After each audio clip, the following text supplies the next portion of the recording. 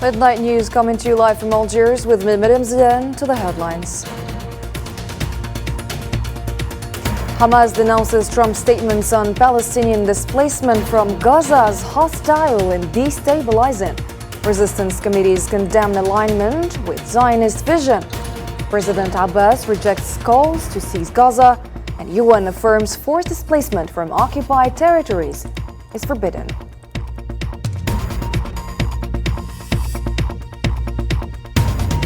Also next, global outrage over Trump's Gaza's remarks.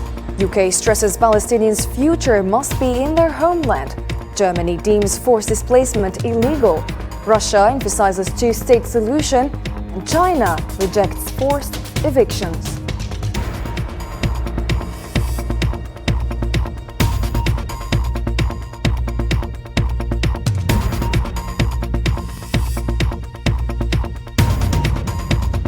Coming up, Army General Saeed Shimriha begins official visit to India to strengthen military cooperation between Algeria and India.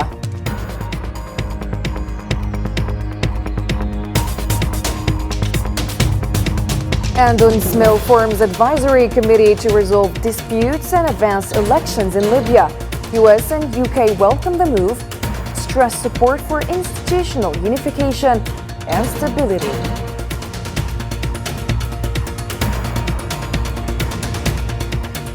Hello and welcome back to the details of our program. First, in our news, the Islamic resistance movement Hamas stated that US President Donald Trump's remarks are hostile toward the Palestinian people and their cause, emphasizing that they will not contribute to regional stability, but rather add fuel to the fire.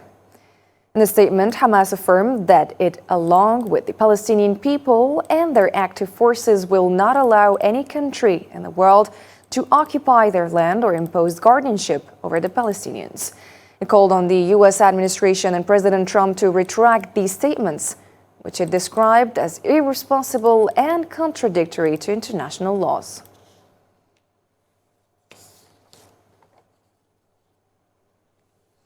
The resistance committees in Palestine condemned on Wednesday U.S. President Donald Trump's remarks regarding the displacement of Palestinians, asserting that they align with the Zionist vision of uprooting Palestinians from their land.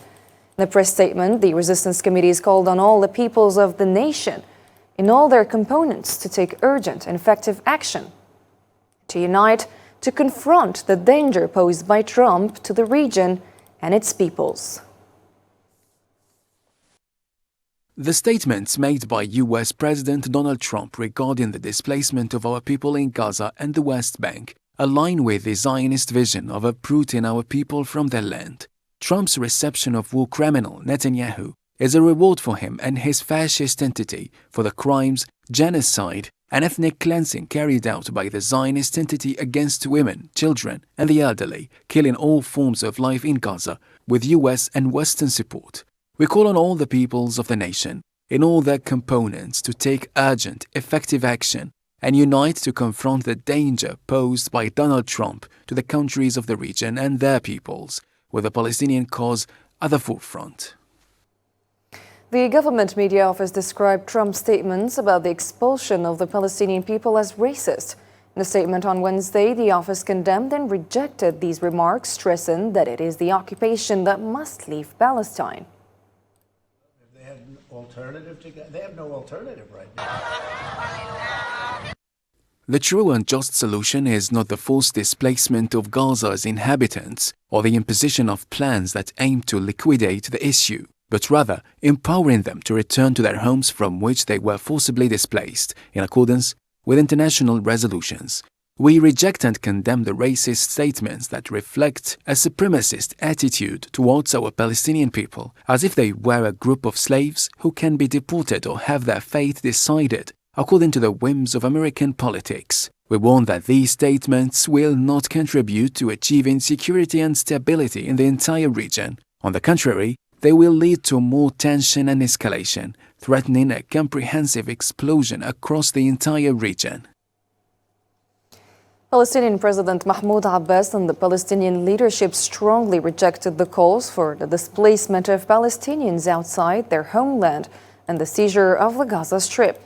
According to the Palestinian news agency Wafa, on Wednesday, Mahmoud Abbas, responding to U.S. calls for displacement, affirmed that he would not allow any infringement on the rights of the Palestinian people. We will not allow the violation of the rights of our people, for which we have struggled for decades and made immense sacrifices.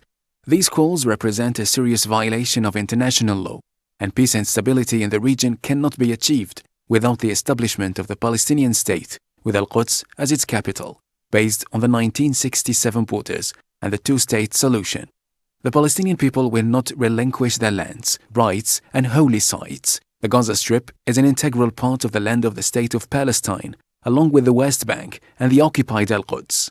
We call on the Secretary General of the United Nations and the United Nations Security Council to bear their responsibilities and take urgent action to protect the decisions of international legitimacy, protect the Palestinian people, and preserve their inalienable rights, including their right to self-determination and to remain on their land. Palestine's permanent representative to the UN, Riyad Mansour, stated that world leaders and their peoples must respect the Palestinians' desire to remain in the Gaza Strip. The UN spokesman of the UN Secretary General said that Antonio Guterres will warn US President Trump against ethnic cleansing in Gaza after Trump's proposal that the USA takes over the enclave and that Palestinians be resettled elsewhere. Dujarric said it would be a fair assumption to view Guterres' remarks as a response to Trump's proposal. Our country and our home is the Gaza Strip. It's part of Palestine. We have no home. For those who want to send them to a happy, nice place, let them go back, to their original homes inside Israel. There are nice places there, and they will be happy to return to these places. But in the meantime, our homeland is our homeland. If part of it is destroyed, the Gaza Strip, the Palestinian people selected the choice to return to it.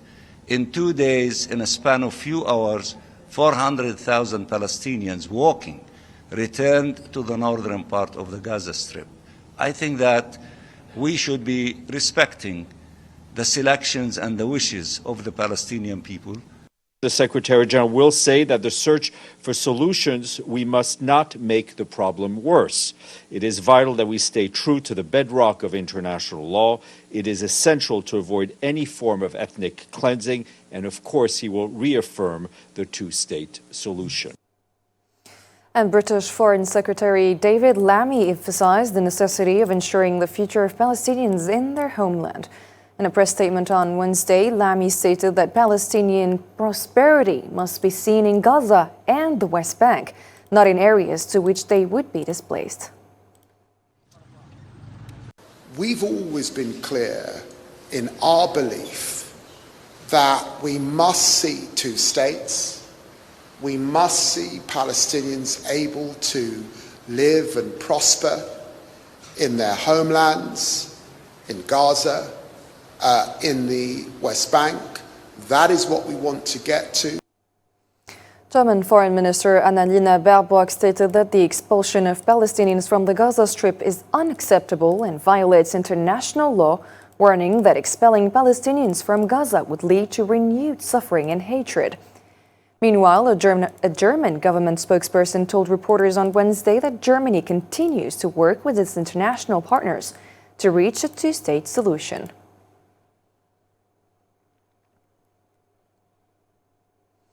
The Russian Kremlin stated that it relies on the United Nations concept of a Middle East settlement based on the two-state solution.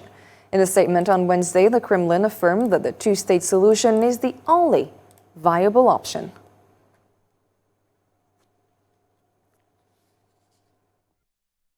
Middle East settlement can only take place on a two-state basis. It is the thesis that is supported by the majority of countries related to this issue. So we proceed from it. We also support it and believe that this is the only possible option. And for its part, the Chinese Foreign Ministry stated that it opposes the forced displacement of Gaza's residents and affirmed its support for Palestinian self-governance. Chinese Foreign Minister Wang Yi stressed the need to rectify what he described as the historical injustice suffered by the Palestinian people. In terms of the basic principle of post-war governance in Gaza, China's position is very clear, which is Palestinians governing Palestine. Therefore, we oppose the forced relocation of the people in Gaza. We also hope that the relevant parties can take the ceasefire and post-war governance in Gaza as an opportunity to bring the Palestine question back on the right track of political settlement based on the two-state solution, so as to bring lasting peace in the Middle East. The Turkish Foreign Ministry stated that the displacement of Palestinians from Gaza is unacceptable for Turkey, adding that it contradicts international law. Turkish Foreign Minister Hakan Fidan in press statements on Wednesday affirmed that the displacement of Gazans is unacceptable to regional states and stressed the need to counter this project, noting that Turkey opposes any intervention aimed at excluding Palestinians from their homeland.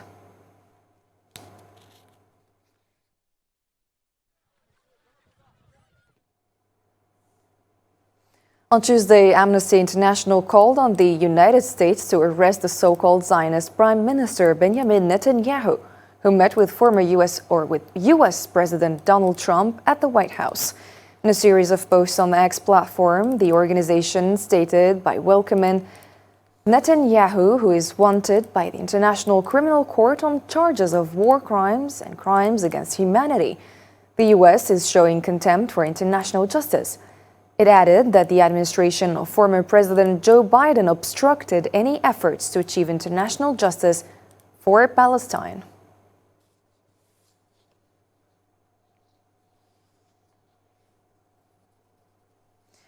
Three Palestinians were killed and others wounded as a result of Zionist occupation forces opening fire in various areas of the Gaza Strip. The same sources added that the Zionist occupation continues its aggression against Gaza, despite the ceasefire agreement, which came into effect on January 19.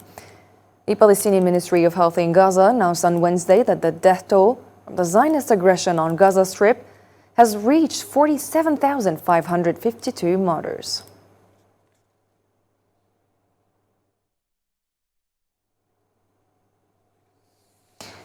And the Qatari Ministry of Foreign Affairs, Majed Al-Ansari, the spokesperson for the Qatari Ministry of Foreign Affairs, revealed that preparations are underway for the second phase of ceasefire negotiations in Gaza, which is expected to begin at any time. In a statement to Fox News, Al-Ansari expressed hope that the second phase of negotiations would lead to what he described as reconstruction and lasting peace in the region, emphasizing the need to build on the momentum created by implementing the first phase of the agreement.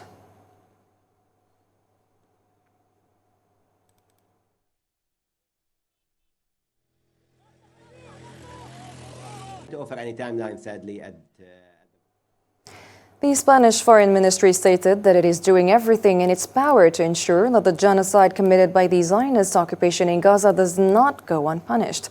Spanish Foreign Minister José Manuel Álvarez stressed in a press statement the importance of consolidating the ceasefire agreement and the exchange of prisoners between the Hamas movement and the Zionist occupation, which took effect on January 19. The truce must be consolidated and made permanent, allowing for massive humanitarian aid. Spain supports the two-state solution and also supports the international legal initiatives to pursue war crimes. Spain is doing everything it can do to ensure that what is happening in Gaza does not go unpunished. U.S. President Donald Trump signed an executive order on Tuesday for the U.S. to withdraw from the UN Human Rights Council and to cut funding to the United Nations Relief and Works Agency for Palestinian Refugees. Trump had already cut funding to UNRWA during his first term from 2017 to 2021. His administration also withdrew from the 47-member Human Rights Council. Since assuming office for a second term on January 20, Trump has ordered the U.S. withdrawal from the World Health Organization and the Paris Climate Agreement.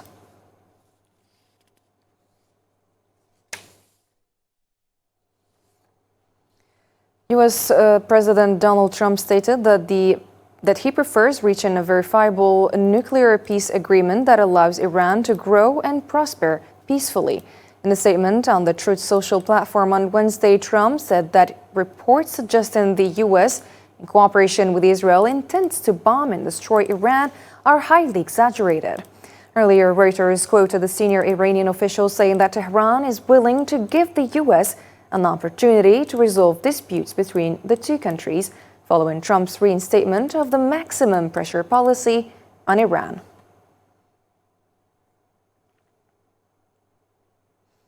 The Iranian Foreign Minister Abbas responded to Trump's remarks on Wednesday, stating that the experience of the maximum pressure policy on Tehran has failed and that reinstating it will also fail.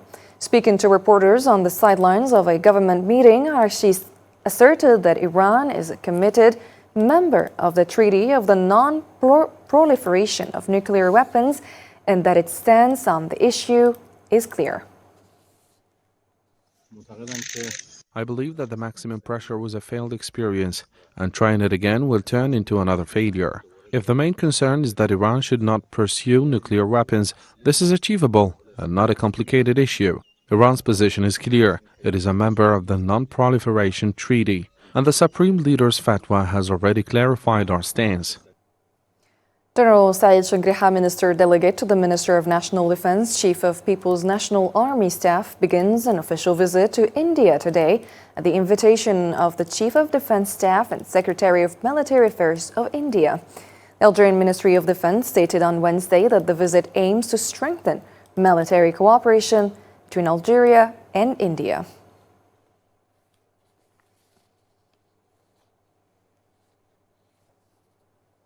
Algerian Foreign Minister Ahmed Attaf and his Turkish counterpart Hakan Fidan discussed Algerian-Turkish partnership in preparation for the third session of the Joint Planning Committee. This came during a phone call between the two ministers, according to a statement from the Algerian Ministry of Foreign Affairs. The statement also added that they also discussed developments in the Middle East and efforts to uphold the ceasefire agreement in Gaza.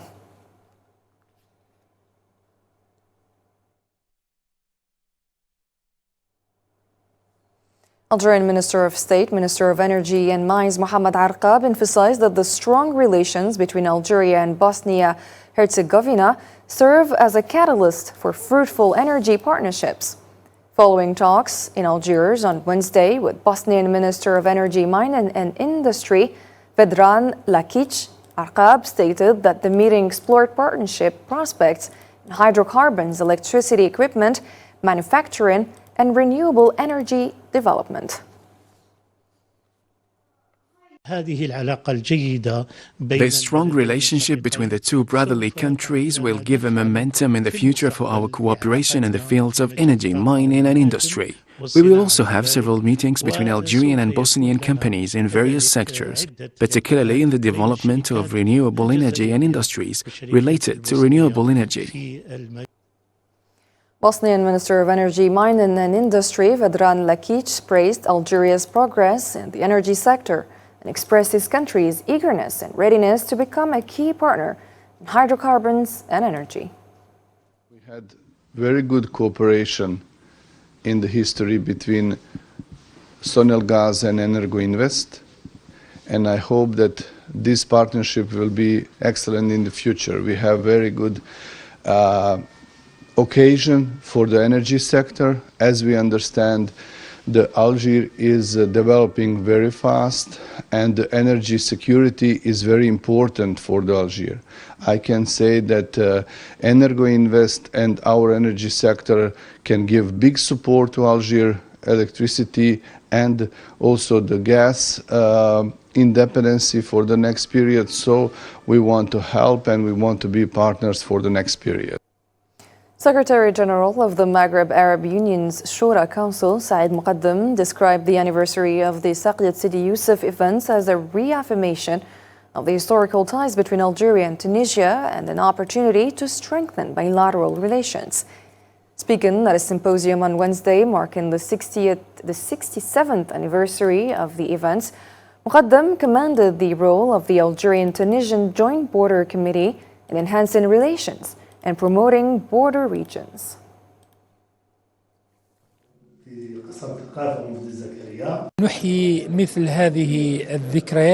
We commemorate such significant anniversaries between the Algerian and Tunisian peoples to draw inspiration from their legacy and work towards strengthening cooperation, solidarity, and balanced partnership between the two countries.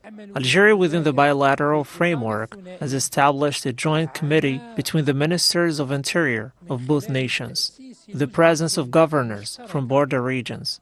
This initiative aims to identify and implement feasible projects that can help alleviate the hardships faced by border communities in both Algeria and Tunisia. Tunisian Deputy Ambassador to Algeria, Abdelghali Barabah, highlighted the Saqiat Sidi Youssef events as a symbol of unity between the Algerian and Tunisian peoples, expressing hope for deeper bilateral cooperation.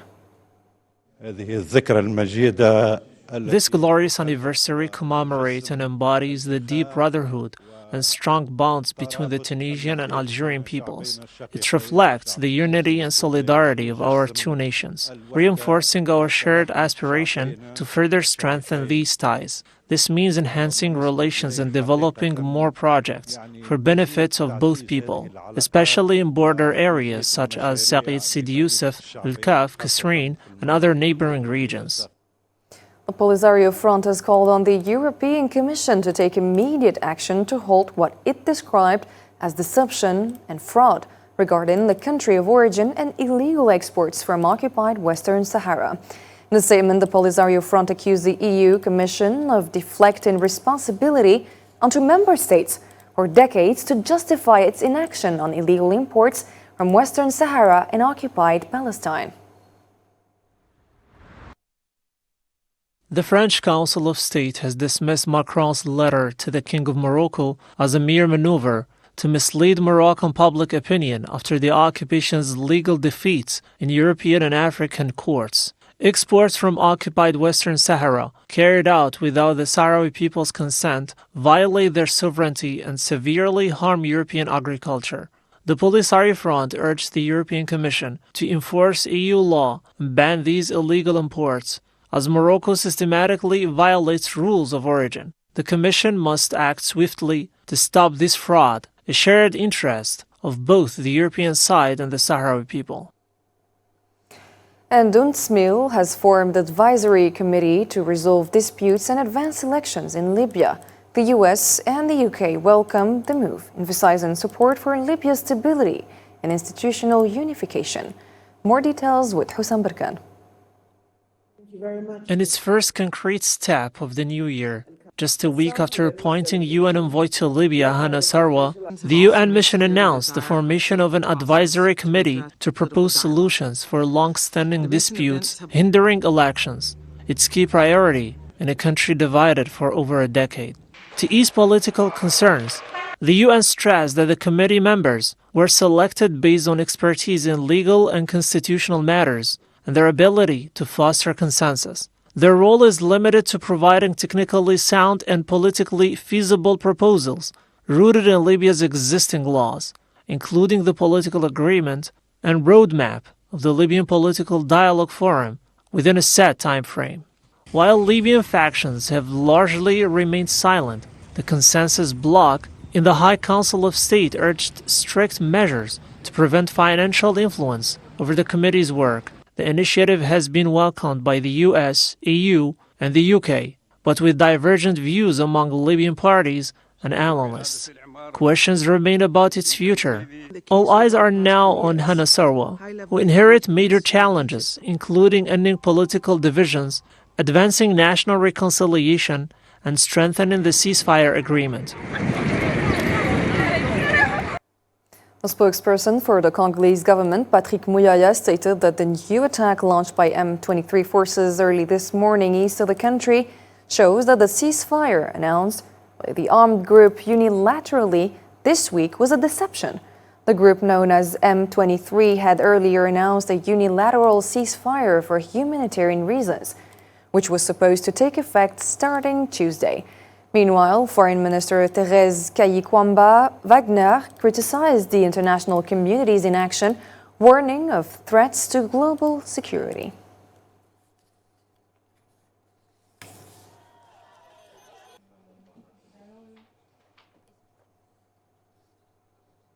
And to Ukraine now, Ukrainian President Volodymyr Zelensky stated that Ukraine is ready for direct negotiations with Russian President Vladimir Putin under certain conditions.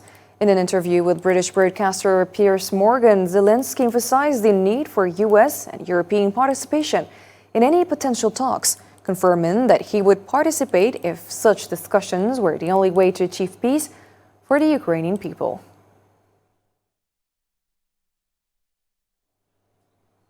Ladies and gentlemen, that's it for tonight's program. Thanks for watching. Bye-bye.